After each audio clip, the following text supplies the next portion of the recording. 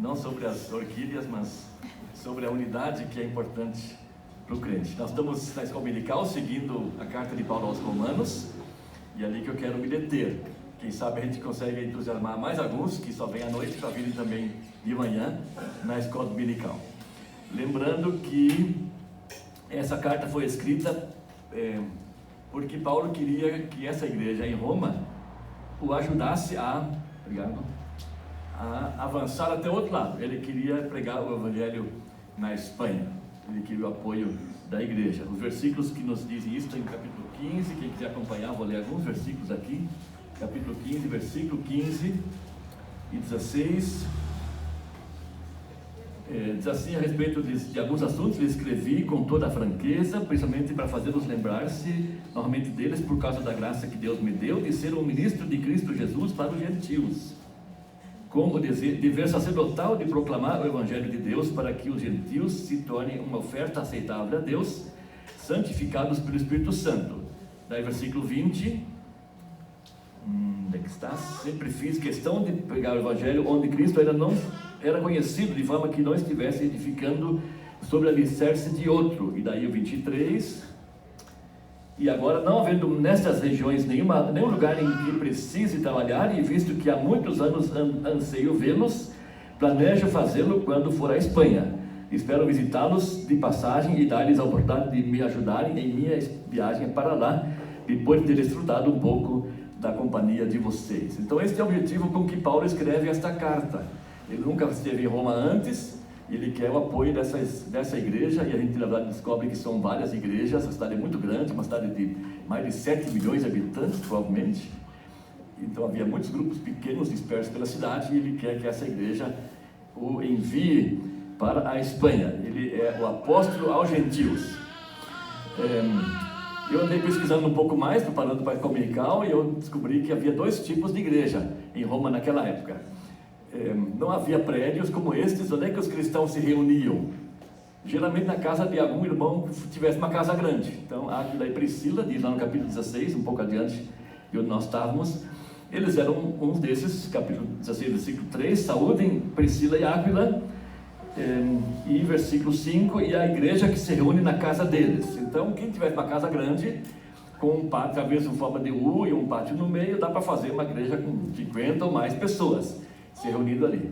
Então geralmente essa família, que eram talvez os mais ricos da igreja, também eram os líderes da igreja, os anfitriões, e a palavra técnica aí é um padrinho, um benfeitor. Mas na verdade 90% das casas em Roma eram prédios de apartamentos. A gente não consegue imaginar, achando que naquela época não conseguiam fazer um prédio de mais de 2 andares, mas faziam de 3, 4 andares, compridos. Os arqueólogos têm desencavado várias delas, assim de 80 a 100 metros de comprimento, um corredor no meio dos 3, 4 andares, e muitos cubículos dos dois lados, 3 por 3, 10 metros quadrados lá dentro só, e para cada cubículo uma família. E aí onde é que esse pessoal se reunia para fazer os cultos? E é um ponto de interrogação aqui, talvez nas lojas que ficavam no térreo, uma loja de algum irmão, ou em algum cubículo que fosse um pouco maior, mas eram grupos menores. E podem ver isso também em Romanos 16, tem vários nomes ali que não tem um líder que nem Áquila e Priscila. São 5 nomes numa lista.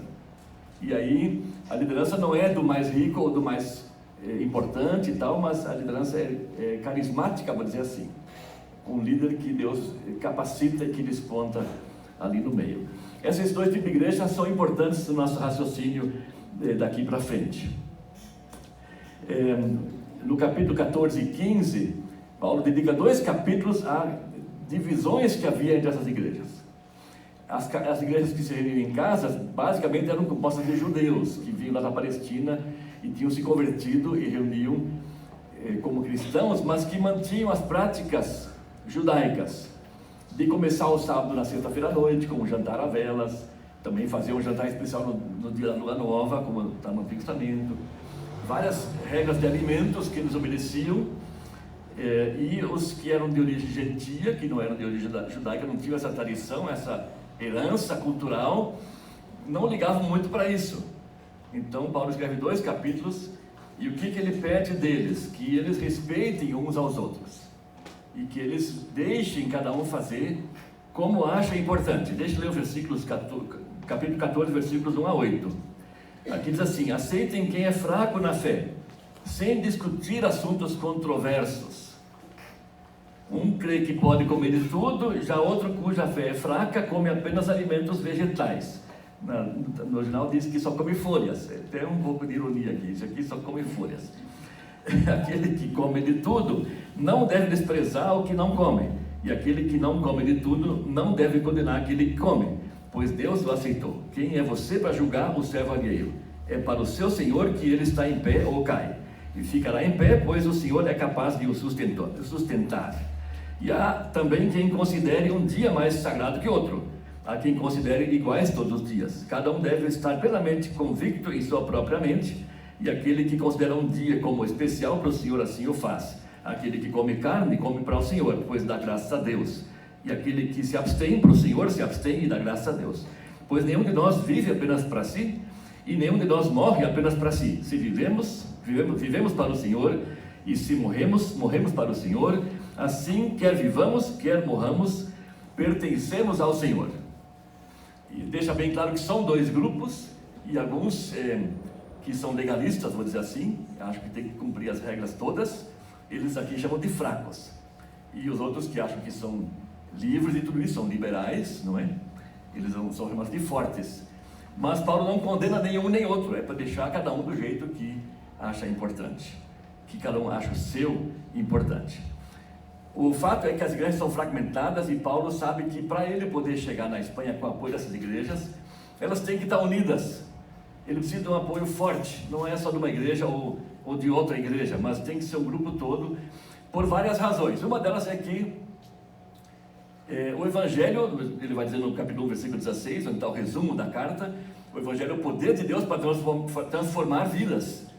E a vida transformada se vê na conduta das pessoas. Já no tempo de Jesus, quando Jesus chamou os 12 apóstolos, a gente vê que ele chamou Mateus, que era um cobrador de impostos, que trabalhava para a força de ocupação romana, quer dizer, ele tirava dinheiro dos seus irmãos para dar para os invasores.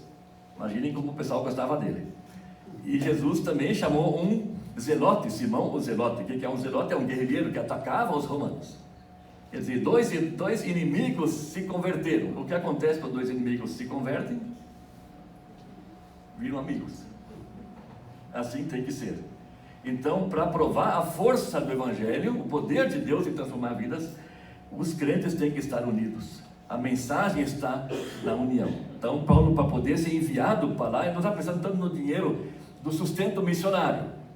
Ele precisa de apoio, mas não é tanto financeiro. Ele precisa de apoio. Eu pensei em intérpretes, porque ele está indo para um lugar que ele não fala a língua. Ele é do lado oriental do mar Mediterrâneo, ele falava grego, e ele de casa talvez aramaico, mas do lado de lá falam latim e as línguas nativas que ele não conhece, então ele precisava de intérpretes para ir com ele.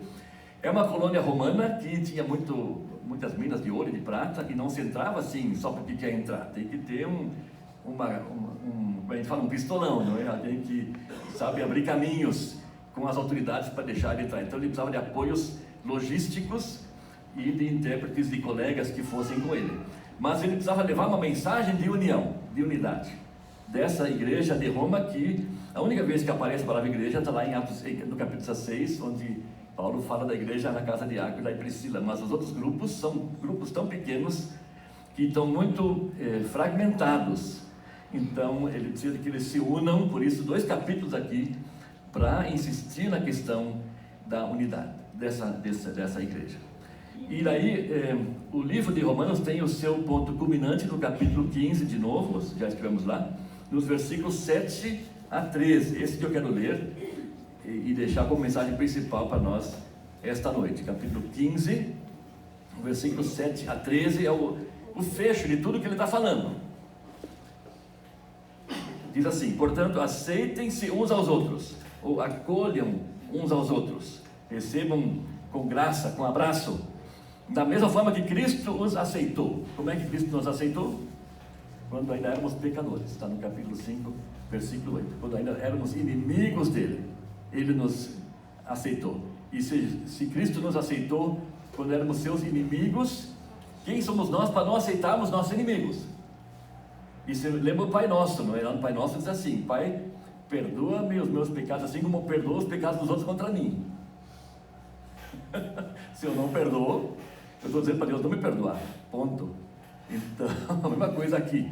Assim como Jesus me aceitou, apesar de eu ser inimigo dele, lutar contra ele, assim eu devo acolher e aceitar os meus irmãos, a fim de que vocês glorifiquem a Deus. Vidas transformadas é que glorificam a Deus.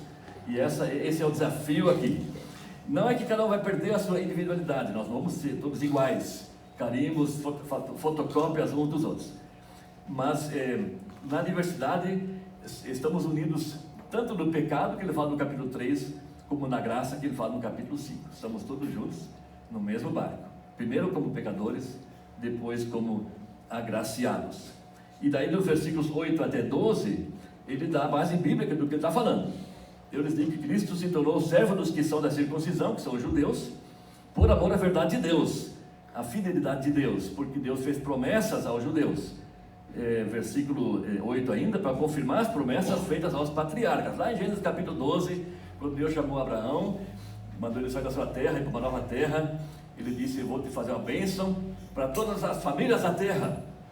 E essas promessas ele está cumprindo agora, versículo 9, a fim de que os gentios glorifiquem a Deus por sua misericórdia. Então Deus não estava só do lado dos judeus, começou com Abraão e Israel depois dele, mas para alcançar os gentios todos, para que todos cantem hinos de louvor a Deus. Como está escrito: por isso eu te louvarei entre os gentios, está no Salmo 18, cantarei louvores ao teu nome. Davi que está falando, depois que Deus o livrou do seu inimigo, que era Saul. E também Deuteronômio 32 diz: cante de alegria aos gentios como o povo dele. E mais, o Salmo 117, louvem o Senhor todos vocês gentios, cantem louvores a ele todos os povos. E por fim Isaías também diz: brotará a raiz de Jessé, aquele que se levantará para reinar sobre os gentios, que é o Messias. A raiz de Jessé, quer dizer, Israel é como uma árvore que foi cortada, ficou só o toco, ficou só o tronco, e ali nasce um broto novo, a raiz brota de novo. Esse broto que vai dar uma nova árvore é o Messias, aquele que se levantará para reinar sobre os gentios. Estes colocarão nele a sua esperança. É a chance dos gentios, a única chance que eles têm é encontrar esse Messias, esse Salvador que brota de Israel, mas que é para abençoar todo mundo. Estudando Romanos, a gente está vendo isso na Ecumenical, a gente fica admirado da habilidade artística dele. Ele não sentou numa tarde e escreveu isso aqui de uma vez só, ele levou meses para fazer isso, e pensou muito bem em tudo que estava escrevendo. Aqui ele tem um texto dos Salmos, 2 dos Salmos, um de Deuteronômio, que é o Pentateuco, lá no começo das leis de Moisés, e um dos profetas, que são as 3 grandes divisões da Bíblia judaica, da Bíblia hebraica. Torá, que é o Pentateuco, os profetas e os escritos, os Salmos. Ele está mostrando que tem base bíblica para salvação dos gentios em toda a Bíblia, toda a escritura sagrada que eles tinham naquela época. E daí ele termina com uma bênção que vale para nós também, versículo 13: que o Deus da esperança os encha de toda alegria e paz, por sua confiança nele, ou por sua fé nele, para que vocês transbordem dessa esperança, pelo poder do Espírito Santo. A bênção aqui, quem dá a bênção é Deus, o Deus da esperança. Qual é a bênção? Ele quer que nós ficamos cheios, versículo 13 no começo, que nos encha de quê? De alegria e de paz. E qual é o propósito? Para que ele transborde, que ele não é só cheio, é para ele transbordar, para derramar por cima dos outros que estão à nossa volta. Que a gente transborda dessa esperança. Qual é a esperança? De que ele venha a cumprir essas promessas que ele acabou de falar. E isso tudo acontece pelo poder do Espírito Santo. Uma bênção legal para a gente terminar o dia, terminar o culto, terminar uma etapa da nossa vida. Que o Deus da esperança os encha de toda alegria e paz, por sua confiança ou fé nele, para que vocês transbordem dessa esperança pelo poder do Espírito Santo. Enquanto eu estava preparando esse texto, eu lembrei de um livro que eu li algum tempo atrás. O título era Congregações em Conflito. O autor era um evangelista itinerante, que era um costume mais comum antigamente, hoje não é tanto, e ele conta que durante um ano ele pregou em 50 igrejas diferentes, e dessas 50 igrejas que ele visitou e pregou, Mais que a metade estavam brigando dentro da igreja, uma briga interna dentro da igreja. E ele assim catalogou as brigas em 3 tipos. E como a gente resolve esses 3 tipos? Eu achei que é bem apropriado para a gente pôr em prática, pelo menos para a gente interiorizar, e se acontecer uma situação em que a gente se encontre, que combine com uma dessas, a gente aplique o que a gente aprende aqui. O primeiro tipo de conflito é por causa de doutrina. Brigas por causa de doutrina. Tem um capítulo de carismaníacos contra carisfobíacos. Como é que resolve conflitos de igreja por causa de doutrina? A resposta é com a Bíblia aberta. Abre a Bíblia e vê o que diz lá. Eu fui pastor da igreja há um tempo em que houve muitas questões, muita confusão por causa do movimento carismático. E eu decidi, vamos fazer o seguinte, vamos fazer uma reunião semanal só para estudar o que a Bíblia diz sobre o Espírito Santo. Vamos pegar uma chave bíblica, sem mais outros comentários, e vamos seguindo versículo por versículo para ver o que a Bíblia diz sobre o Espírito Santo. E depois de umas 5 ou 6 semanas o assunto estava encerrado. Então, o caminho é esse, abrir a Bíblia e ver o que a Bíblia diz. Se não chega numa conclusão, porque tem várias coisas que a gente não consegue chegar numa conclusão, tem discussões aí que já vão 2000 anos e não resolveram ainda os teólogos, né? Aí vale o segundo ponto, o segundo tipo de briga nas igrejas que esse pregador encontrou, são brigas por preferências. Um que é assim, outro que é assim. Um quer só cantar hino do cantor cristão, do HCC, outros querem só cantar música do rock ou samba ou coisa assim. Não tem nenhum problema. No nosso tempo de jovens, o tio da Ursa falou assim, bateria na igreja só sobre o meu cadáver. Ele viveu por muito tempo ainda depois de a gente trazer bateria. Então são questões de preferência. Como é que você resolve questões de preferência? É o que Paulo ensinou no capítulo 14. Tem gente que quer comer de tudo e pode comer de tudo. Outros acham que tem que comer só folha. Você resolve questões de preferência com respeito. Respeite o outro, deixa ele e você também seja respeitado naquilo que você gosta. Então questões doutrinárias que não tem solução entram nessa categoria. Não tem solução, uns que falam em predestinação, outros falam em livre-arbítrio, não tem solução. Então, respeite o outro e deixe ele ficar na situação em que se sente confortável, se sente convicto. E o terceiro tipo de preferência, o terceiro tipo de briga nas igrejas é por causa de pecado. Como é que resolve questões de pecado? Mateus 18. Se o teu irmão pecou, vai falar com ele. Se ele ouviu, assunto encerrado, não fale mais para ninguém. Se ele não ouviu, leva um segundo para terem 2 pessoas falando com ele. Se ele ouve, assunto encerrado, não se fala mais com ninguém. Se ele não quer ouvir o segundo, aí põe no mural da igreja, ó, fulano. Está escrito lá, leva para a igreja, põe no mural. E todos saibam que o fulano é ladrão, tem que saber. Porque se passar por um quente, não vai resolver. Então, disciplina da igreja é uma das coisas mais difíceis de se fazer e por isso muitas vezes se evita. E isso só deixa a sujeira debaixo do tapete, sei lá, fermentar e vai acabar estragando mais na frente. Então, 3 tipos de confusão e cada um com a sua solução. Questão de doutrina, abre a Bíblia, estude, até Deus ajudar você a achar uma saída, uma solução, ou então passa para o segundo ponto, questão de preferência, trate com respeito. Respeite o outro nas suas preferências. Tem muitas preferências, tem preferência de roupa, de música, de horário, de estilo, sei lá. Tem muita coisa. Tem igrejas com vários estilos diferentes. Tem igreja que entra só surfista, né? Bola de Neve não era assim, só entrava surfista. Todo mundo tatuado e tal. Não tem problema. Eles se sentem bem assim, podem continuar assim. E o terceiro tipo de confusão é por questão de pecado. E tem que ser disciplina. Como é que é quando acontece com a gente? Se a gente pega, tem que fazer o quê? Pedir perdão. O mais rápido possível. Pecou, vá pedir perdão. Se você foi agredido, aí como é que você faz? Perdoe. Não vai levar isso muito tempo, porque senão o veneno vai matar você. Não é? Como é que alguém falou uma vez que quem tem raiva de outro está com veneno na boca e vai acabar matando a si mesmo. Então, perdoe, mas isso nem sempre tem uma solução fácil. Às vezes não tem como haver uma reconciliação imediata. E aí a dica, e minha experiência também, é pedir para Deus criar uma oportunidade de reconciliação. de fazer as pazes e consertar as coisas. Eu tive uma situação muito ruim uns anos atrás, com o irmão de uma igreja, que teve uma briga muito feia, e pouco depois eu mudei também daquela igreja, e nós não nos falamos durante, eu acho que uns 5 anos, mas aquilo estava sempre ali remoendo, não é? E o que eu fiz, o que eu não fiz, o que eu podia ter feito, e aí, depois de 5 anos, foi uma casa de Deus. Por isso que estou dizendo, Deus tem que criar oportunidade. Um amigo em comum que nós tínhamos nos convidou para um aniversário, um Gengis Khan. Ainda pratico isso aqui. Só em Londrina que tem Gengis Khan, não achei nenhum lugar ainda. Então eu cheguei lá, uma roda de 20 pessoas. Quem não sabe, é um fogareiro redondo assim, que você põe as quilos de carne por cima e vai comendo. Eu sei que quando eu cheguei tinha umas 20 pessoas em roda já, e esse senhor estava lá, com a sua esposa.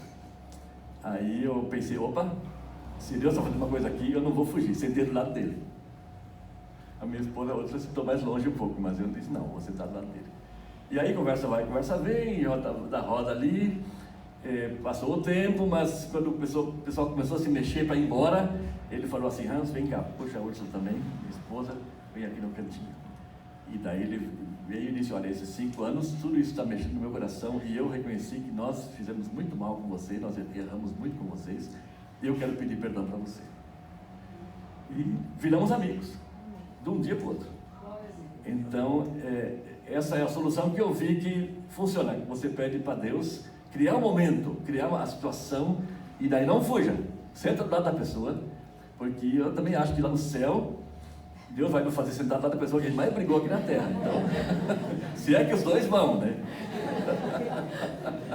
Então é melhor acertar aqui embaixo já, para não constranger depois quando chegar lá em cima. Então, a lição desse trecho também da carta de Romanos toda, é uma luta de Paulo procurando a unidade dos cristãos. E ela vai dar autoridade para ele poder levar o evangelho para lá, ela vai dar força para o grupo unido para levá-lo para lá, e acima de tudo vai glorificar a Deus, porque Deus tem poder para transformar vidas. Então eu gostaria que a gente saísse dessa noite daqui pensando nisso. Onde é que tem coisa emperrando aí? Onde é que tem areia na engrenagem? Onde é que tem ruído que precisa ser consertado? E talvez eu tenha que dar um passo em direção a alguém, ou talvez eu devo pedir para Deus criar uma situação para eu não fugir dela quando Deus fizer ela acontecer. A bênção termina para que vocês transbordem dessa esperança. Qual é a esperança? Aqui a gente lembra de Mateus 24:14. Quando o evangelho for pregado a todas as nações, então virá o fim. Essa é a esperança que está no coração de Paulo. Ele quer ir lá para o extremo ocidente, para a Espanha, que é o fim do mundo, na opinião deles. Depois daquela saída do mar Mediterrâneo não tem nada. É lá que ele quer chegar, porque ele está com esse versículo em mente. Quando o evangelho for pregado em todas as nações, então virá o fim. E isso que eu quero ajudar a apressar. Essa esperança também nunca deve fugir dos nossos corações, que a gente viva com ela, pensando nela. Um dia a gente vai estar com o Senhor para sempre, no reino dele. Amém? Que Deus nos abençoe, irmãos. Regiane.